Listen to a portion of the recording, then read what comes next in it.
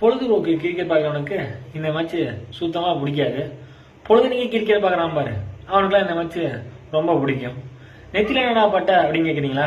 வாழ்க்கையில் நிறையா பட்டேன், அதான் இந்த பட்டை.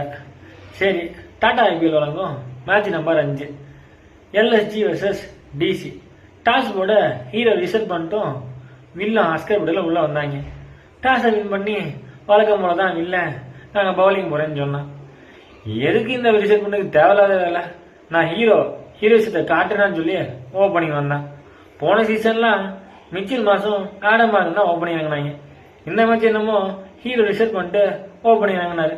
வந்தாரு, அவர் நல்ல நேரமோ கெட்ட நேரமோ தெரியல, ரன் அவுட் ஆகிட்டு விட்டாரு.